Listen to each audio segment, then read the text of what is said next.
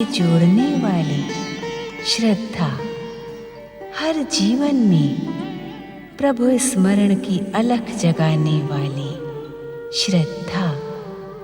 मैं श्रद्धा हूँ। गृहपति सूर्यदेव की घोषणा से उत्तेजित शनिदेव ने अपनी महानता का बखान करते हुए महासम्मेलन का बहिष्कार कर दिया। देवर्षि नारद की प्रार्थना पर समस्त उपस्थित ग्रहों ने त्रिदेवों व त्रिदेवियों की पूजा करने वालों को इच्छित फल प्रदान करने की प्रतिज्ञा की। राहु के साहस पर प्रसन्न शनिदेव ने स्वयं को ब्रह्मांड का अधिपति घोषित करने के लिए दैत्य गुरु शुक्राचार्य से भेंट करने का आश्वासन दिया। दूसरी ओर परम पिता ब्रह्मा जी द्वारा इच्छा शक्ति से जन्मे प्रथम मानव महाराज मनु और महारानी शतरूपा ने पृथ्वीलोक पर धर्म तथा न्याय का शासन स्थापित किया। मनु महाराज का पुत्र प्रियव्रत अपने माता पिता देव शिल्पी विश्वकर्मा एवं उनकी पुत्री बहिर्ष्मति की उपेक्षा कर और देवर्षि नारद के आदेश का उल्लंघन कर जब तब व्रत हेतु वानप्रस्थ के लिए निकल जाता है।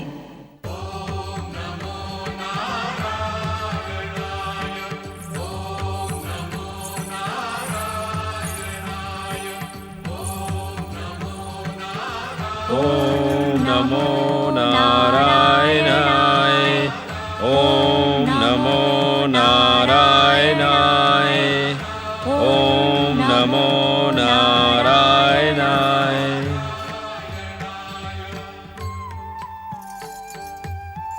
ओम नमो नारायणाय। हे जगदीश्वर भगवान विष्णु, हे संसार का पालन करने वाले भक्त वत्सल प्रभु, ये बताएं कि हमारी मनोकामना कब तक अपूर्ण रहेगी? क्या अनिच्छा पूर्वक राज्य का भार संभालते हुए ही हमारा ये अमूल्य मनुष्य जीवन समाप्त हो जाएगा प्रभु? हे त्रिलोकीनाथ, क्या हमारा जीवन जप तप और व्रत के अनुष्ठान से अछूता रहेगा? क्या हमें वानप्रस्थ में जाकर 2400 पहर आपकी भक्ति में लीन रहने का अवसर प्राप्त नहीं होगा? हे संसार के प्राणियों पर दया करने वाले दयानिधान, आप हम पर भी दया करें। वानप्रस्थ आश्रम जाकर हमें अपनी पूर्ण भक्ति का सौभाग्य प्रदान करें।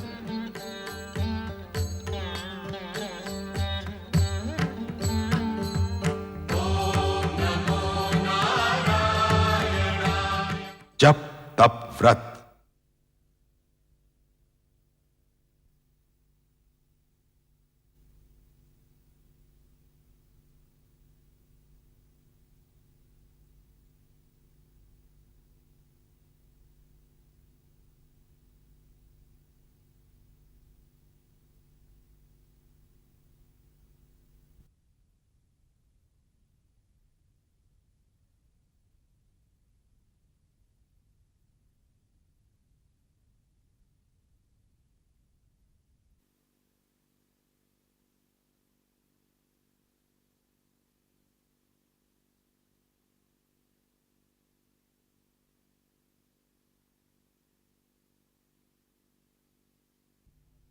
जप तप व्रत। हे संसार के प्राणियों पर दया करने वाले दयानिधान, आप हम पर भी दया करें। वानप्रस्थ आश्रम जाकर हमें अपनी पूर्ण भक्ति का सौभाग्य प्रदान करें।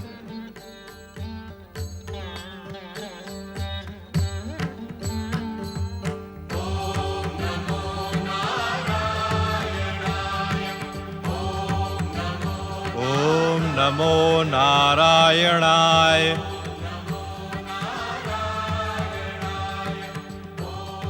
प्रणाम पिताश्री। प्रणाम माताश्री। आपने मेरा स्मरण किया था? हां पुत्र। कहें, क्या आज्ञा है? पुत्र उतानपाद, क्या तुम भी अपने ज्येष्ठ भ्राता प्रियव्रत का अनुसरण करने के इच्छुक हो?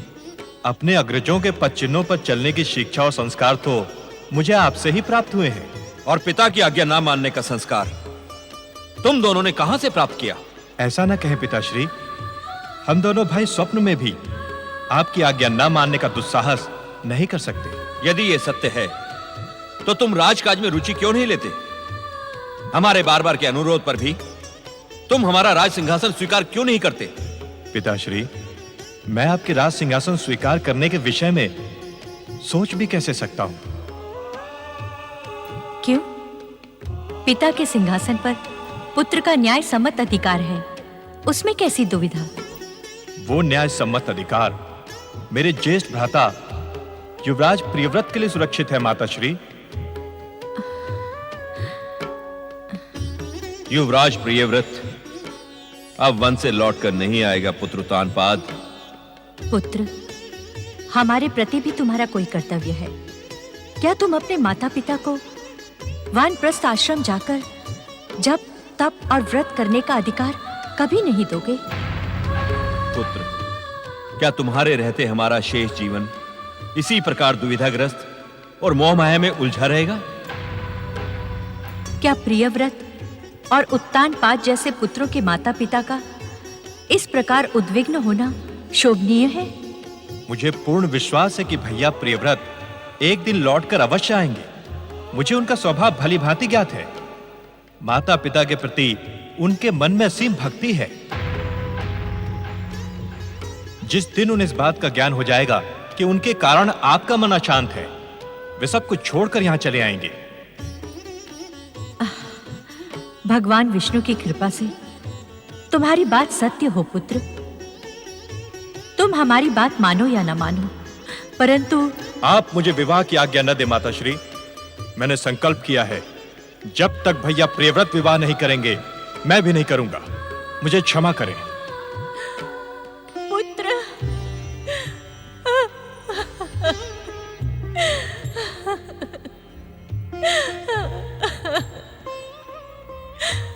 अश्रु ना बहो महारानी, अश्रु ना बहो।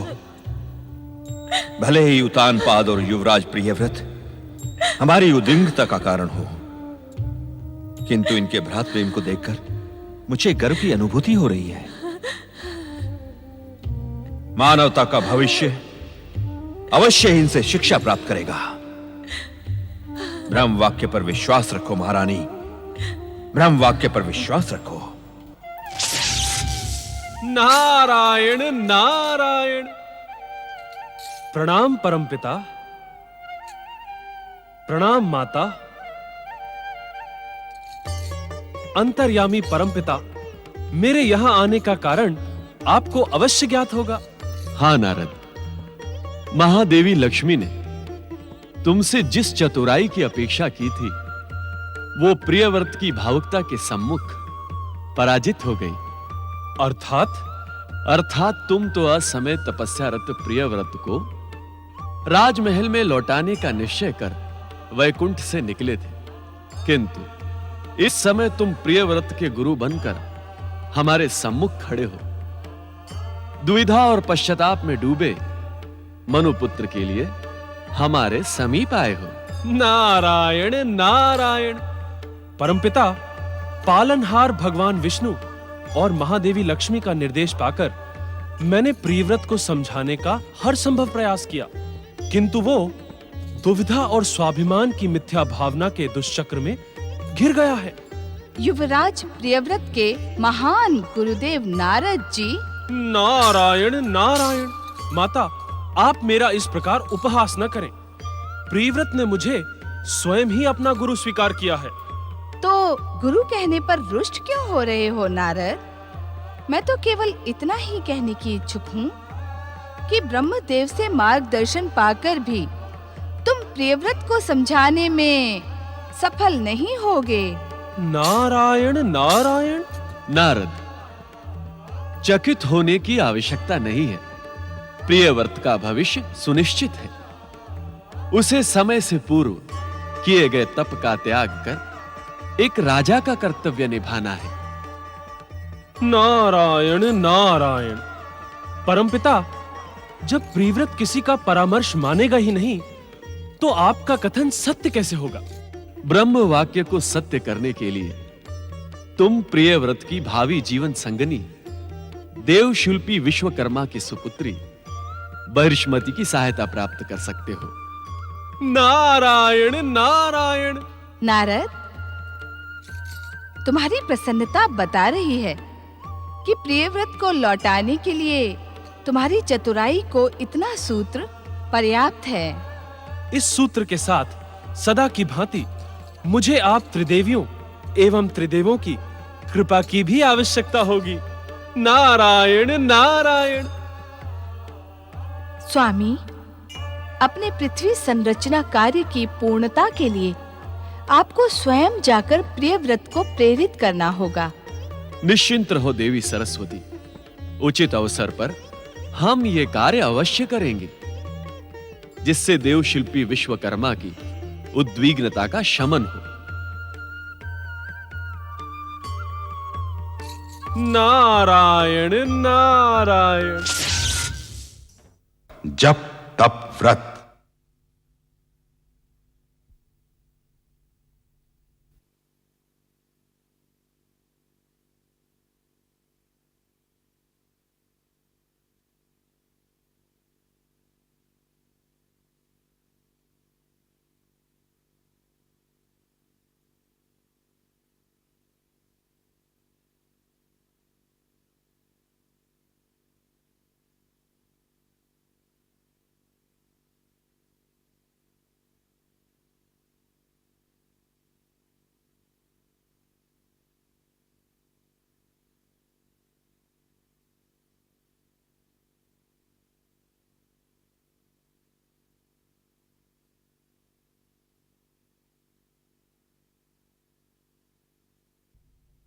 जप तप व्रत।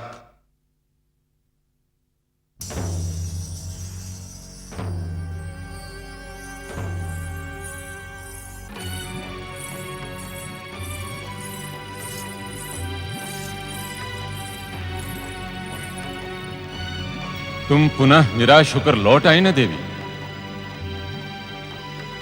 उत्तर दो देवी विषुमती, उत्तर दो। हम अपनी प्रिय पुत्री बहिष्मति की कुशलता जानने को उद्विग्न हैं। क्या उत्तर दूं स्वामी? हमारी अबोध पुत्री ने वन में रहकर तपस्या का हठ ठान लिया है।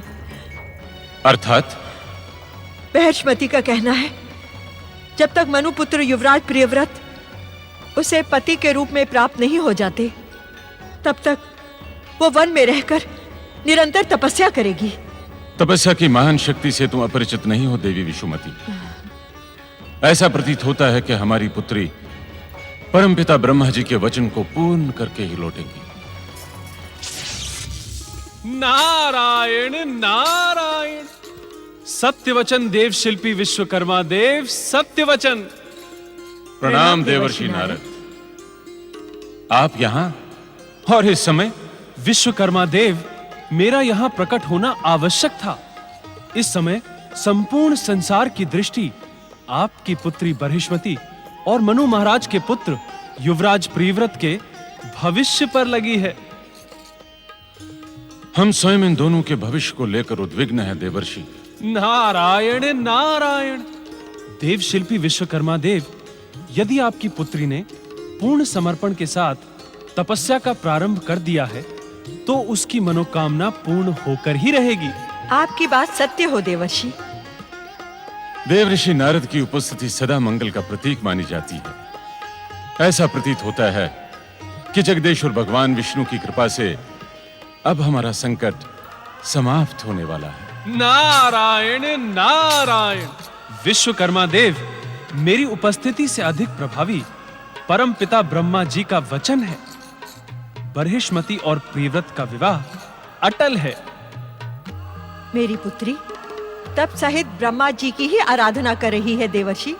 मैं कुमारी बहिष्मति से मिलने का इच्छुक हूँ। आप बताएं, वे इस समय किस स्थान पर हैं? देवर्षि, आपके मंगलकारी दर्शन पाकर हमारी पुत्री का निश्चित ही कल्याण होगा। वो इस समय पृथ्वी लोक स्थित हिमालय पर्वत के वन में तपस्या में लीन है। नारायण नारायण।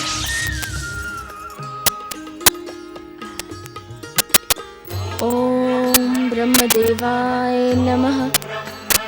ओम ब्रह्मदेवाय नमः। ओम ब्रह्मदेवाय नमः। ओम ब्रह्मदेवाय नमः। ओम ब्रह्मदेवाय नमः। नारायण नारायण। नमः। कुमारी बरहिष्मति, देव शिल्पी विश्वकर्मा की पुत्री बरहिष्मति, आंखें खोलो, आंखें खोलो। प्रणाम देवर्षि। मुझे ज्ञात था कि मेरी करुण प्रार्थना ब्रह्मदेव अवश्य सुनेंगे। क्या उन्होंने ही आपको मुझे दर्शन देने के लिए प्रेरित किया है? नारायण नारायण। हाँ बरहिष्मति, परमपिता ब्रह्मा जी को तुम्हारे उज्जवल भविष्य का ध्यान है। तुम तपस्या न भी करती तब भी पति रूप में प्रियव्रत तुम्हें प्राप्त होता। कैसे न करती देवर्षि। मेरे भावी पति वन में तपस्या करके कठिन जीवन व्यतीत कर रहे हैं और पति का अनुसरण करना पत्नी का कर्तव्य है। धन्य हो बरहिष्मति, तुम धन्य हो। कठिन समय में तुमने जिस धर्म का परिचय दिया है वो संसार के सम्मुख आदर्श प्रस्तुत करेगा। नारायण नारायण। किंतु क्या देवर्षि? परमपिता ब्रह्मा जी की इच्छा है कि इस समय तुम तपस्या का त्याग करो। अर्थात तुम युवराज प्रियव्रत के समीप जाओ, उसे कर्तव्य पालन और सांसारिक जीवन में लौटने के लिए प्रेरित करो। नारायण नारायण। तुम्हारी प्रेरणा को युवराज प्रियव्रत ठुकरा नहीं पाएगा। क्या मेरी प्रेरणा से ऐसा संभव है देवर्षि? हाँ पुत्री, स्वयं परमपिता ब्रह्मा जी ने तुम्हारी प्रत्यक्ष परोक्ष सहायता करने का वचन दिया है। देवर्षि, इस समय तुम अपनी तपस्या त्याग कर अपने पितृगृह जाओ। चिंतित माता पिता को सांत्वना देकर प्रियव्रत के समीप जाओ। जो आज्ञा देवर्षि। नारायण नारायण।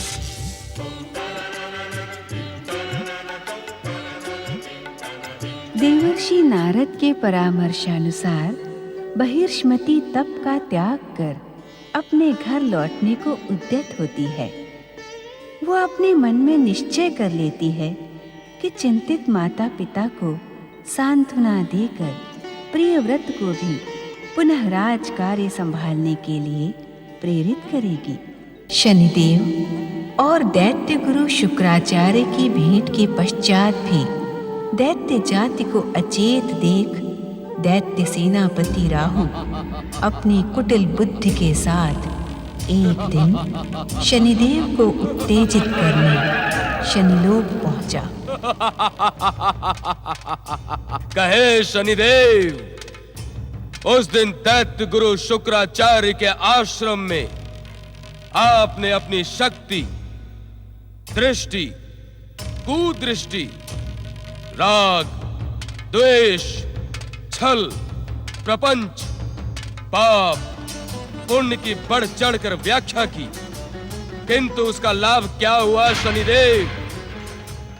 दैत्य जाति आज भी पाताल में सोई पड़ी है। दुष्ट देवता विष्णु की कृपा प्राप्त कर ऐश्वर्य और सुखों का भोग कर रहे हैं। राहु, तुम भूल रहे हो कि तुम इस समय शनिदेव के सम्मुख हो। क्या तुम मेरे शक्तियों से अपरिचित हो? क्या तुम भूल गए कि मेरे ये दो अनुचर भैया और साढ़े साथी मेरे संकेत मात्र पर किसी प्राणी को तो क्या, जगदीश्वर विष्णु के सम्मुख खलबली मचाकर उसके मार्ग में कठिनाइयां खड़ी कर सकते हैं। जप तप व्रत।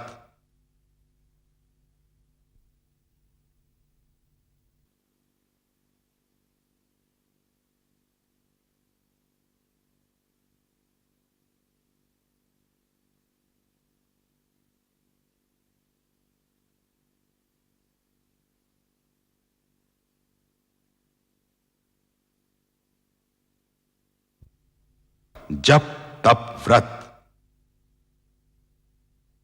क्या तुम भूल गए कि मेरे ये दो अनुचर भैया और साढ़े साथी मेरे संकेत मात्र पर किसी प्राणी को तो क्या जगदीश्वर विष्णु के सम्मुख खलबली मचाकर उसके मार्ग में कठिनाइयां खड़ी कर सकते हैं। क्या तुम्हें इस बात का स्मरण नहीं कि अमृतपान के पश्चात विष्णु ने तुम्हारा मस्तक काट दिया था? उस समय तुम्हारे ऊपर शनि की साढ़े साती की महादशा चल रही थी। मैं आपकी परम शक्तियों से अपरिचित नहीं हूँ शनिदेव। तब तुमने मुझे उत्तेजित करने का दुस्साहस कैसे किया राहु? मेरा उद्देश्य आपको उत्तेजित करने का नहीं था शनिदेव। तो क्या उद्देश्य था तुम्हारा? दैत्य सेनापति राहु का उद्देश्य सदा दैत्य जाति के हित चिंतन में लगा रहता है, किंतु दुर्भाग्य है शनिदेव कि आपकी कृपा प्राप्त करके भी दैत्य जाति पाताल में सोई पड़ी है। शनि, शुक्र और राहु जैसे महान शक्ति संपन्न ग्रहों के संगठन का क्या लाभ हुआ? तुम क्या सोचते हो राहु कि शनिदेव पाताल में पड़ी दैत्य जाति को जागृत करने जाएंगे? अरे मूढ़! शनिदेव तो कार्य करने वालों पर कृपा करते हैं। शनिदेव, तो क्या दैत्य जाति आपकी कृपा प्राप्त करके भी दुष्ट देवताओं की दुष्टता के कारण पाताल में रहने को विवश रहेंगे? इसका उत्तर तुम मुझसे नहीं, दैत्य गुरु शुक्राचार्य से जाकर पूछो कि कहीं शुक्राचार्य दैत्यों के सौभाग्य विधि और विश्व विजय के स्थान पर दुर्भाग्य और पराजय का कारण न बन जाएं। अर्थात से तुम अपरिचित नहीं हो दैत्य सेनापति। दैत्य को जागृत कर उन्हें युद्ध के लिए उत्तेजित करना दैत्य गुरु शुक्राचार्य का निर्धारित कर्तव्य है।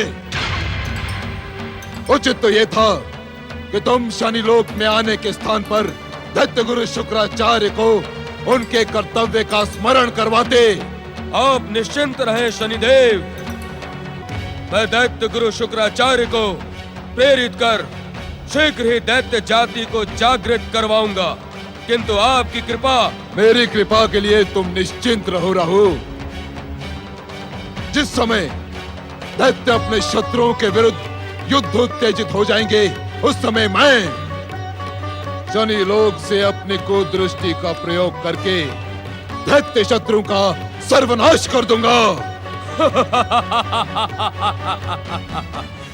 वो समय अब शीघ्र ही आने वाला है शनिदेव। यह जान ले कि दैत्य जाति अब जागृत होने वाली है।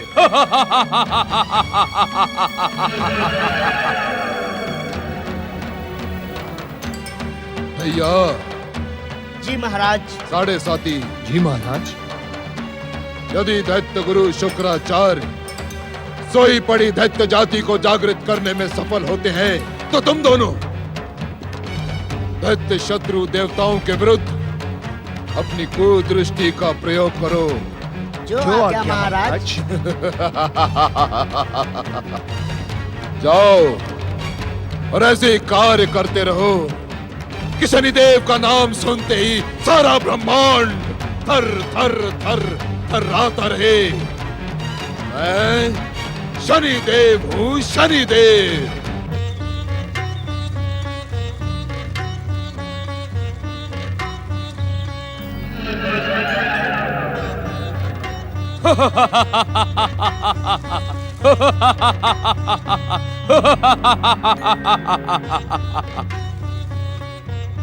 प्रणाम दैत्य गुरु शुक्राचार्य। आओ दैत्य सेनापति राहु, मैं इस समय तुम्हारा ही स्मरण कर रहा था। मेरे जैसे उपेक्षित, तुच्छ और छिन्न मस्तक का स्मरण कर आपको क्या प्राप्त होगा दैत्य गुरु? छिन्न मस्तक होने के पश्चात भी तुम्हारा बल किसी से छुपा नहीं है राहु। समय समय पर अपनी शक्ति से सूर्य चंद्रमा जैसे तेजस्वी ग्रहों को ग्रस्त कर उनके तेज को खंडित करने वाले तुम महान शक्ति के प्रतीक हो। किंतु दैत्य गुरु, दुर्भाग्यवश दैत्य शक्ति तो पाताल के अंधकार में सोई पड़ी है। इसी विषय ने तो मुझे उद्विग्न कर रखा है राहु। असंभव, अतुलित बलशाली, दिव्य शक्ति संपन्न दैत्य गुरु शुक्राचार्य को कोई विषय उद्विग्न कर सके, ये असंभव है। आप अकेले ही अपनी इच्छा मात्र से दुष्ट देवताओं को पराजित कर सकते हैं और तीनों लोकों में दैत्य दानवों का साम्राज्य स्थापित कर सकते हैं। एक तपस्वी का जीवन और व्रत धारण करने वालों को युद्ध शोभा नहीं देता, अन्यथा तुम्हारा कथन क्षण मात्र में सत्य सिद्ध कर सकता हूँ। जो कार्य आप स्वयं करने के इच्छुक नहीं, उसे सोई पड़ी दैत्य जाति को जगाकर पूर्ण क्यों नहीं करवाते दैत्य गुरु? महासम्मेलन में आपका जो अपमान त्रिदेवों और उनके चाटुकार देवताओं ने किया है, उसका प्रतिशोध दैत्य शक्ति को उन्मादित करके लिया जा सकता है। तुम सत्य कह रहे हो राहु, किंतु यह समय उदासी और निराशा का नहीं, उत्साह और उत्तेजना का है। आप शीघ्र पाताल लोक जाकर दैत्य जाति को जागृत करें, उन्हें पृथ्वी और स्वर्ग पर विनाश लीला प्रारंभ करने के लिए आदेश दें। यह तो आपको ज्ञात है कि शनिदेव स्वयं ही दैत्यों के पक्ष में आ गए हैं। वैसे तो आपकी दिव्य शक्तियां ही दुष्ट देवताओं को पराजित करने में समर्थ हैं, किंतु इस समय शनिदेव के साथ का लाभ भी दैत्य जाति उठा सकती है। तुम निश्चिंत रहो राहु, आसुरी शक्ति अब अधिक समय तक सोई नहीं रहेगी। मैं शीघ्र पाताल प्रस्थान करूंगा। मैं शीघ्र पाताल प्रस्थान करूंगा। मैं शीघ्र पाताल प्रस्थान करूंगा।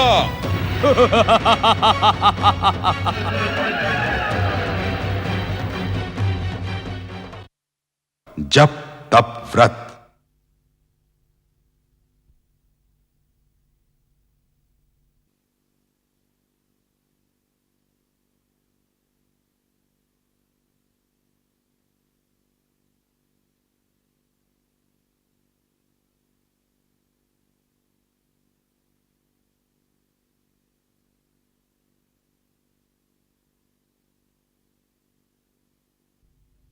जप तप व्रत। मैं शीघ्र पाताल प्रस्थान करूंगा।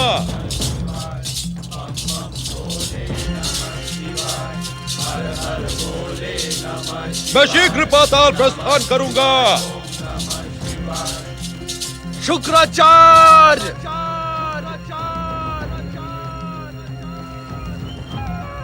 शीघ्र कैलाश पर उपस्थित हो।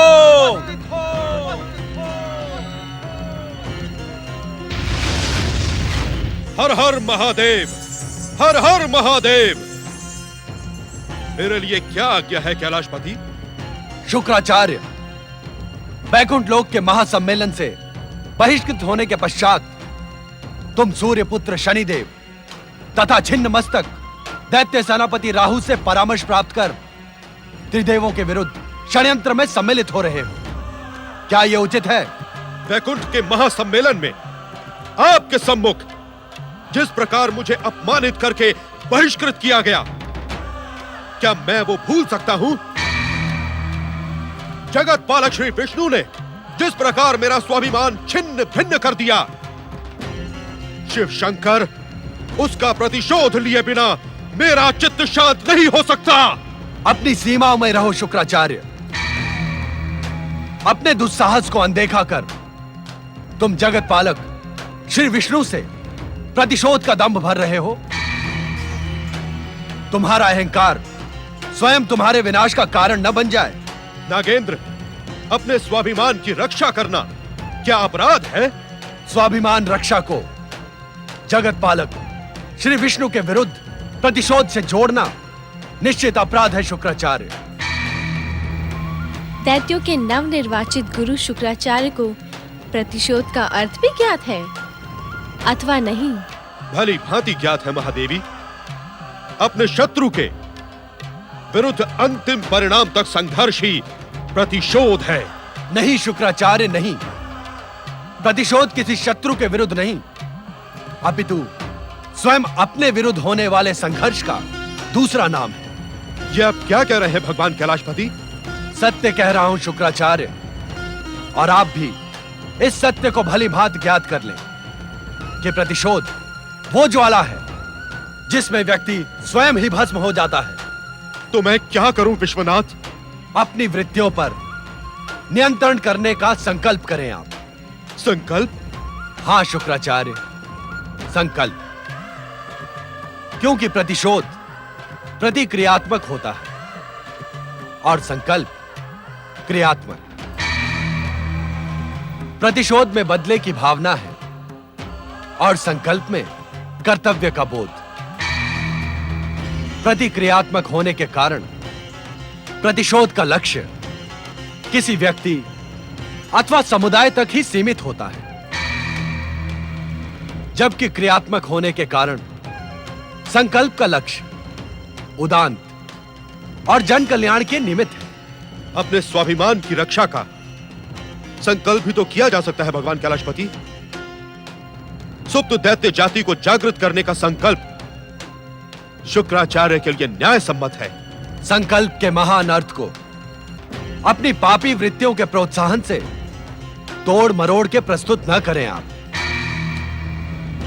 स्वाभिमान रक्षा का अर्थ त्रिदेवों के विरुद्ध विद्रोह नहीं है।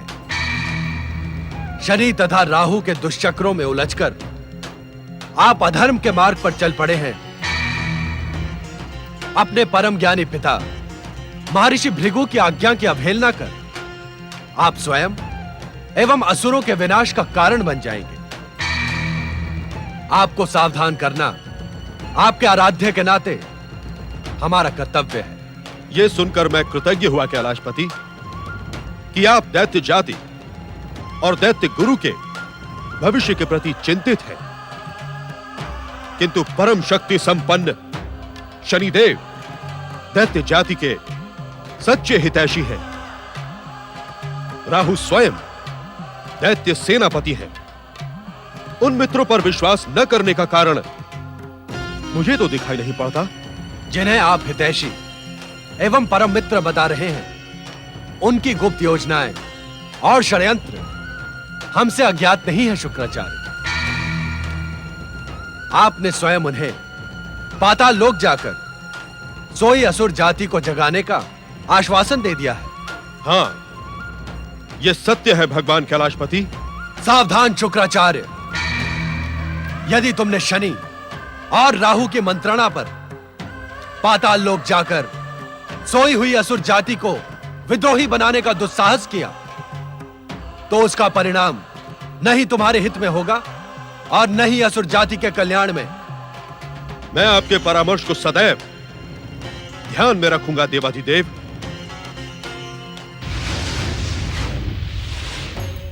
स्वामी, देवादिदेव के आदेश को परामर्श कहकर दैत्य गुरु अदृश्य हो गए। मुझे तो ऐसा प्रतीत होता है कि तुम्हारा अनुमान सत्य है पार्वती। हमें ज्ञात है कि शनिदेव के प्रोत्साहन तथा राहु के कुटिल बुद्धि के दुष्चक्रों में उलझे शुक्राचार्य हमारे आदेश को स्वीकार करने वाले नहीं हैं। इसका परिणाम क्या होगा स्वामी?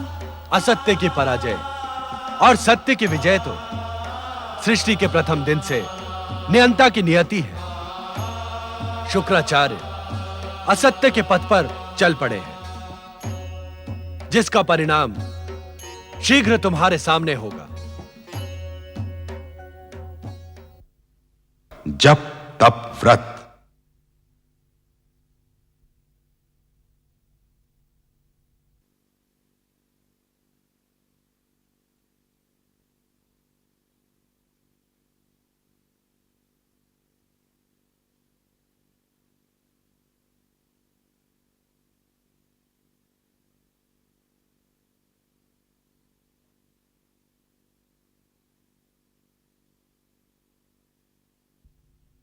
जप तप व्रत।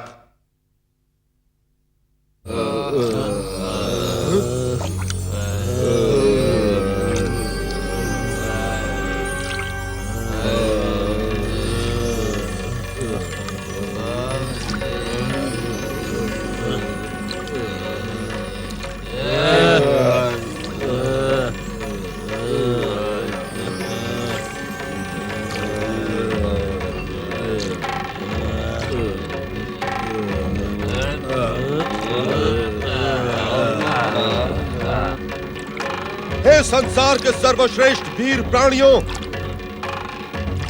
हे असुर जाति, तुम्हारी ऐसी दुर्दशा समुद्र मंथन में भी छलिया विष्णु के कारण दुर्भाग्य रूपी मदिरा ही तुम्हारे हाथ लगी, जिसका परिणाम यह हुआ कि तुम्हारा वीर असुर रक्त पानी बन गया। त्रिदेव ब्रह्मा विष्णु महेश के कारण ही वीर पराक्रमी असुर जाति पाताल लोक में अचेत अवस्था में पड़ी है।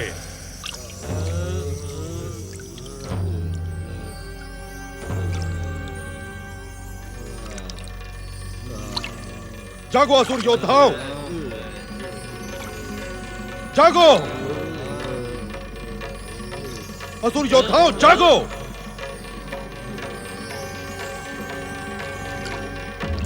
जागो असुर पराक्रमी, जागो जागो जागो असुर वीरों, जागो। इस प्रकार अचेत अवस्था में पड़े रहकर अपनी शक्ति को कलंकित न करो। जागो जागो असुर वीरों, तनिक विचार करो कि तुम्हारा पूर्वज परमवीर नमूची लौट कर क्यों नहीं आया। जागो जागो असुर वीरों।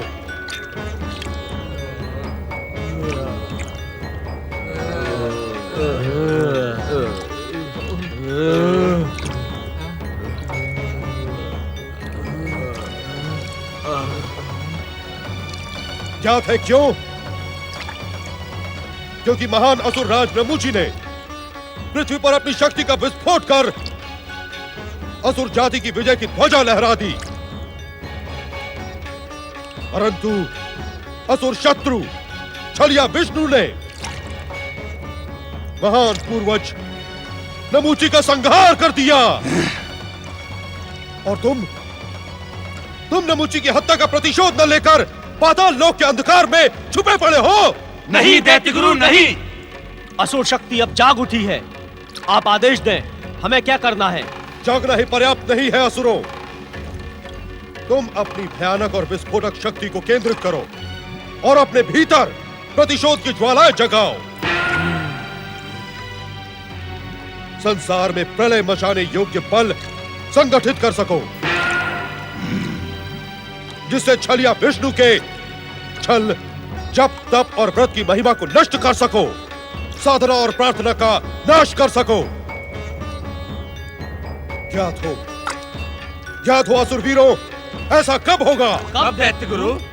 जब तुम स्वर्ण की भांति अपने शरीर को